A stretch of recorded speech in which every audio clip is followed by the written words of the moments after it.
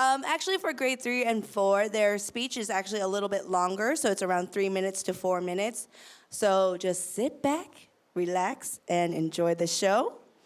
Our first contestant for our grade 3 will be Elsa. Hello everyone, my name is Elsa. My speech is called Home Alone. Elsa, we're leaving. Don't eat too much next. Dad and I will be back soon. Oh, got it. Don't worry. I'm old enough to take care of myself. After they left, I took out all the snacks from my wardrobe and got a big bottle of soda, sitting cozily on the sofa. I was ready for my adventure season 2. I turned on the TV excitedly. Yes, I was there just in time. I saw a rainbow-colored bird, and it was as big as a plane. She introduced herself as maid and asked if anyone wanted to join her adventure. I like this character. Just then, the light bulb started flickering and a bright light came into sight.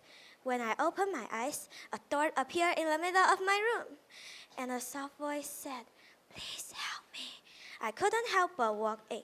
It was May. She pulled me on her back right away and started the flight. "Where are we going? Did you call for help?" However, May just kept silent. As we flew higher, I saw many giant birds, several birdhouses and markets below us. Here we are. Welcome to Rainbow Kingdom. May began to introduce the kingdom and tell me what had happened. She said there was another world above the sky. Magical birds ate giant seeds to survive, and they had a very precious treasure called rainbow feather that could provide them endless food. However, it was lost during the inspection tour last week. If the king lost the power from the feather, a disaster would definitely come. May said they chose me because I was full of imagination. Wow, it was my first time feeling I could really do something. A few hours later, May landed by Biggest Park. The park had 2 circular areas and a small path connecting them. We went to the first area but ended up with nothing. Then I saw a path. However, a giant rock blocked our way. What could we do? May noticed some numbers and words on it that said 011366. What did they mean? A date? PIN number? Suddenly, an idea came into my mind. Yeah, birthday! But whose? 130616. The king's birthday, May shouted out loud. Finally, the rock moved away. We walked on and saw a big fire on the edge. At the center was rainbow feather, but we couldn't get it because of the strong wind. All at once, May spread her wings and a whirlwind soon put out the feather. I carefully picked up the feather and went straight back to the king. The king was very grateful when we arrived. He held the feather and muttered a spell. Then it flew to the sky and a beam of light emerged. Tons of candied food and seeds descended. We made it! I looked at May excitedly. A door soon appeared. The king gave me some candies and May gave me a warm hug. I waved goodbye and walked through the door. I was in my house again. Was I dreaming? I looked at the candy in my hand and smiled to myself. Thank you, everyone. Thank you, Elsa. That sounds like a magical land. I actually want some of those candies if I could fly to another mystical, magical world. Okay, our next contestant will be Emma. Hello everybody, my name is Emma. My speech is called Trapped in Time. I'm an engineer who travels through time and makes machines. I have never failed before in using my machines. But guess what? I failed this time. It was a stormy night, so the light in my lab was very dim. There was a big flash of lightning. I was so frightened that I kicked the machine. I didn't notice that a small part fell off the time travel machine. The next morning, I got ready to take a trip into the future. I climbed into my seat, opened the time travel vortex, and flew my machine into the tunnel. But when I tried to turn the dial to the correct year, the dial was missing. Panicking, I lost control, hit my head, and passed out. When I woke up, I was in a disgusting building. I looked around, and I thought everything looked strange. I was supposed to be in the future. I ran out of the building where I saw people riding in horse-drawn carriages. I had gone back to the past. Everyone was staring at me, so I took off my lab coat and my smart glasses. Unsure of what to do, I wandered around aimlessly. I felt someone following me, so I looked down and saw a dog licking my shoes.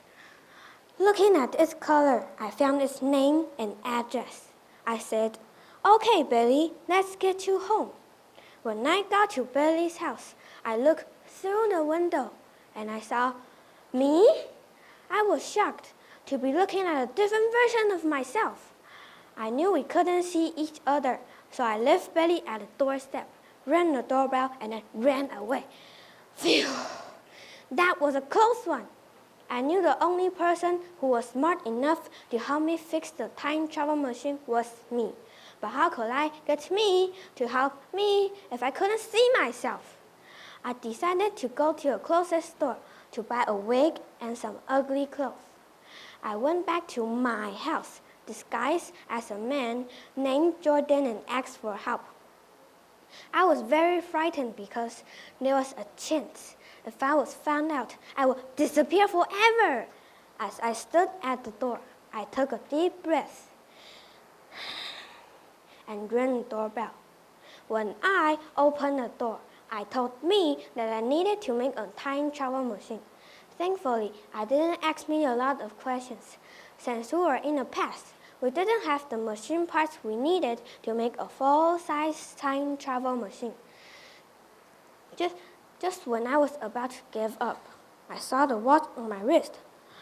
I knew what to do. We could make a time travel watch. It took us 3 days to complete the watch, but finally, I was ready to get back to my own time.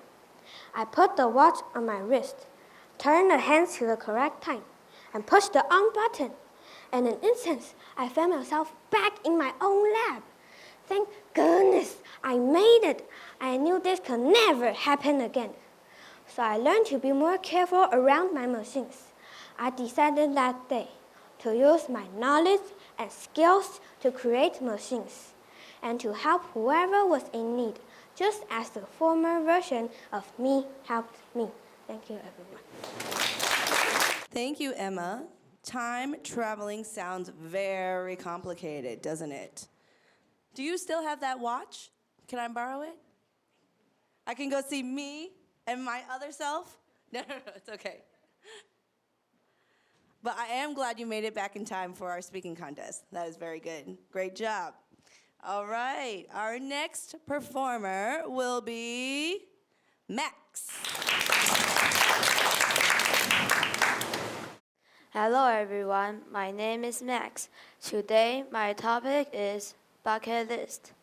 Everyone's hearts were heavy. My great aunt Susan had just gone to heaven. She had the kindest soul. I remember that if I was upset, she would sit down with me and ask me what happened. She would try to cheer me up or distract me with some silly stories. No matter who she was with, she made their day brighter. Above all, she loved everyone with all her heart. When we went home, we started cleaning up her room. I slowly packed her objects into boxes, and memories of our time together came to my mind. Oh, this was her favorite picture of us. Hey, Mom, look what I found. As I got up, something caught my eye. Huh? It was a bucket list. I held the piece of paper up and saw many things on it. Have kids, finish a 2,000-piece puzzle, ride a horse, and fly a helicopter. These were all crossed off except for the last one. Oh, I know. I was going to finish it for her. I went on Google and immediately found a place called Flying for Fun. After getting ready in the helicopter, the instructor told me to take a deep breath and slowly pull out the stick. I could feel my heart beating through my chest as we went higher and higher. I steered it carefully toward the famous landmarks that my great aunt took me to. When I flew over Yu Mountain, I remembered how I thought I was going to die from climbing up the stairs, but she encouraged me until we got to the top. I started tearing up a bit, but it was time to land the plane. I carefully lowered us to the ground and flight a helicopter off the list. When I finished my great aunt's bucket list, I felt like she could finally relax in heaven. This made me think about my own life, so I started making my own bucket list. I jotted down skydiving, scuba diving, and many other things onto my list. I realized I needed to start soon so I can finish everything before I die. I decided to start with the first one, skydiving. My friend Leo has a lot of experience flying airplanes, and when I asked him, he agreed to help me without hesitating. I sat in the back seat and felt dizzy as we started ascending through the clouds. My great aunt was able to accomplish many things, so I knew I could do it too. When the door swung open, I got a hold of myself, closed my eyes, and leaped out. I was so scared I thought I'd pass out. But when I opened my eyes, I felt like I was on top of the world. The air rushed past my ears, but I didn't mind. When I was close to the ground, I opened my parachute and enjoyed the ride until I landed. That was exhilarating. After this escapade, I had some time to think about my life. Although there are many more adventures out there, I think the time I spent and the memories I get to make with my family are the most important things in my life. To this day, I still have many fond memories of my great aunt, and I will treasure those forever. Thank you, everyone. Thank you, Max, for sharing such an emotional story. I know your great aunt is very, very proud of you today. I also have a bucket list, and skydiving is on there too, one of the top ones. Who wants to go skydiving with me? No. Nobody? No takers? All right, our next performer will be Mita. Hello everyone, my name is Mita. My topic is Zombieland. Aren't you excited about 6 shadowy figures leapt out at us? I tried to escape, but one of them cut me off and tied me up with a rope. I scrambled around to look at Kelly, but before I could scream for help, I felt the sharpening of a needle breaking through my skin. Then my eyelids started getting heavier and heavier. Welcome to Zombieland, Kelly, Mita, and Lily, a mysterious voice shouted. I groaned as I opened my eyes to the bright sun, and I saw Kelly and Lily laying on the tough ground. But why are we all here? I thought. Out of nowhere, cards fell into our hands, and the mysterious voice started to chuckle to himself before announcing, Now, you are participants in the game called Zombie Attack. Enjoy! White team, 2 players, survive for 2 days. Black team, 1 player, kill the players on the white team. Stay with the white team, can control zombies twice. Plink! I felt a knot in the pit of my stomach as my watch said, White team. There was a building nearby with food, drinks, and 3 hammocks. We all decided to sleep next to each other. After the sun had set, I drifted off to sleep. I cracked my eyes open and was startled by growling noises. Zombies! I screamed. Their eyes flew open just as the zombies reached our hammocks. I rolled off and tried to help them. But then the zombies started limping towards me. This gave Kelly and Lily a chance to get away. I slowly picked up a can and threw it across the room before tiptoeing away without them noticing. It worked! Since there was no other shelter for miles, we went up a few more floors and stayed there. Mita, wake up! Lily said as she shook me. Come, I think I found a way to save us, she said. As we walked into a nearby forest, I had a bad feeling. Suddenly, The ground gave way under me. As the dust settled, I yelled, Lily, we can figure out a way to escape. But Lily ran away to hide from the horde of zombies coming our way. Mita, there are roots in the dirt. Hold on to and climb up, Kelly shouted. As I frantically tugged on the roots, zombies started falling down into the ditch.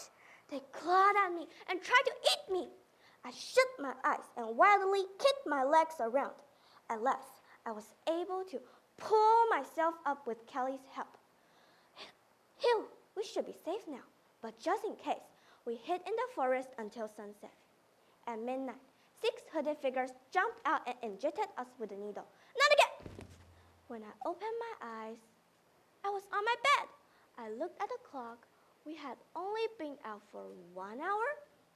I ran to Kelly's house, and I was so glad to see she was safe. We both looked at each other and knew where we had to go. Knock, knock. Oh, Kelly, Mita, Lily's mom answered. Do you know where Lily is? We asked. But she answered, I thought Lily was playing with you guys. We looked at each other and nervously said, we have to tell you something. Thank you for listening. Well, that was such an intense story. Woo! Are you scared of zombies? Climbing at you, trying to get you? That sounds really scary. All right. Next up, we will have contestant Polly.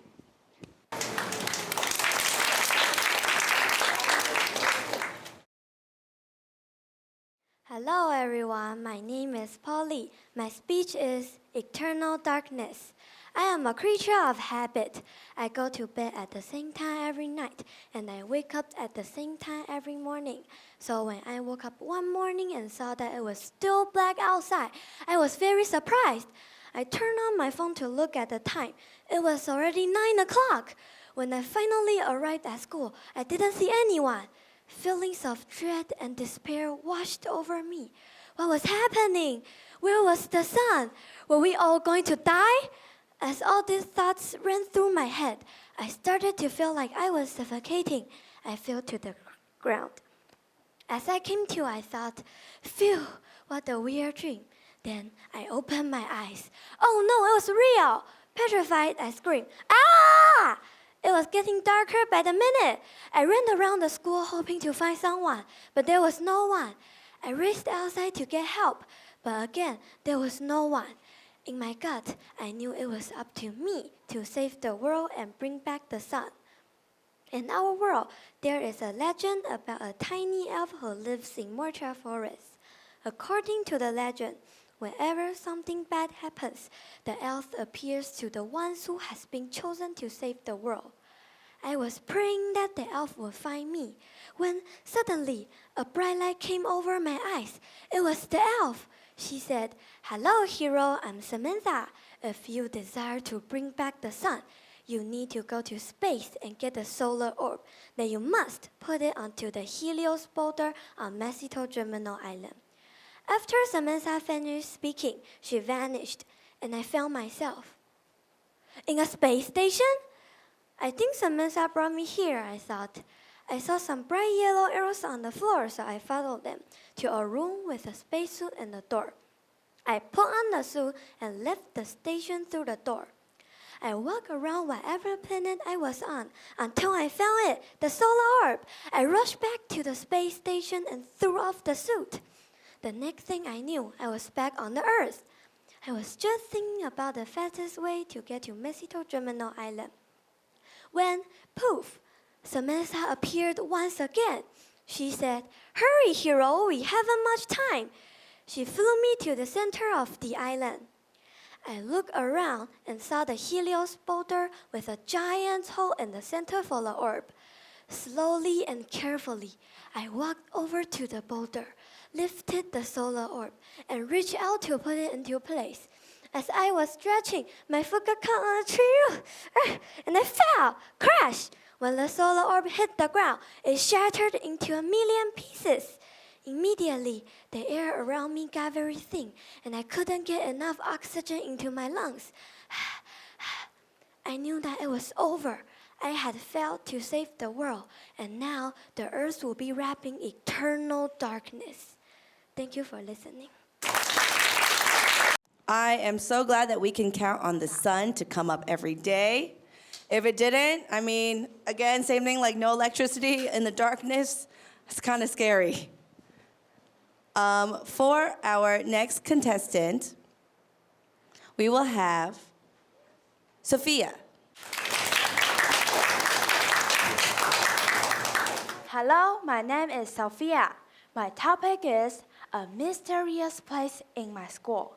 Ah! A loud scream came through the air duct to their classroom. A strange school, Lucy mumbled. She was new in town and a bit nervous about her new school. Yes, it is, a whisper replied. It was her classmate Tim. He told her the sound came from the science classroom. Apparently, our science teacher was an odd person. Ding dong, it was science time. A tall man slowly walked inside the room. His legs were as thin as tree branches, and he had a permanent frown on his face. My name is Mr. Jim, and our lesson is ruff ruff, a dog. But dogs aren't allowed in school. Before she knew it, it was break time. She used her detective skills and tried to figure out how the dog got there. Just then, she saw Mr. Jim disappear into a dark corner. Strange. She tread it softly over and started to inspect the wall. A button! Ooh, what does it do? Her eyes gleamed with excitement as an elevator appeared. Lucy stepped inside, and the elevator immediately dropped to the basement. When the cold steel doors opened, she tiptoed into a dark room. Footsteps! She ducked behind a desk and saw Mr. Jim turn on the lights. In the middle of the room was a huge machine. Ding dong, it was class time again, and Mr. Jim was about to execute his plan. As Lucy dashed back to the classroom and plopped herself into her seat, she realized that Tim had disappeared. Moments later, the principal announced that 12 students were missing. Lucy pushed past the crowd of confused students toward that dark corner. She went to a basement, and there were many animals in the cages. Let me go! A boy yelled. It was Tim. She watched as Mr. Jim wrestled Tim into a machine, stuffed some cat fur in, and pushed some buttons. A bright light filled the room, and the cat stepped out. Her jaw dropped to the floor as she watched Mr. Jim put the collar around the cat's neck and the tag that said $500 before throwing it into a cage. She must save them! Lucy banged on the elevator door, and when Mr. Jim came over, she shoved him into an elevator, and it went up. She quickly unlocked all the cages and hid the animals behind her. Ding! He was back. Who is here? Mr. Jim hollered. Lucy stood ready next to the elevator and whacked Mr. Jim on the head with a broomstick. Go! Lucy shouted. The animals fought alongside Lucy for a long time, but Mr. Jim was no match for Lucy and the animals. Everyone dragged him into a huge cage and locked it up. She needed to figure out how to turn everyone back. Lucy pressed a few buttons, but nothing happened. While she was thinking, a dog pushed over a pile of books, and the notebook slid in front of her. It was Mr. Jim's notebook. All she had to do was put the animals in the machine, press the green and blue buttons, and pull the lever. Everyone was able to turn back into a person because of Lucy's help. Mr. Jim went to jail for a long time, and Lucy became a hero in the school. Thank you, everyone. What happened if someone turned me into a cat? I don't really think I would be very good and very flexible. And thank goodness they had Lucy to help her. And also, thank goodness we don't have any mysterious corners at Eagle. Or do we? You're gonna find out? Our next contestant will be Steven. He will be our final contestant for our competition today.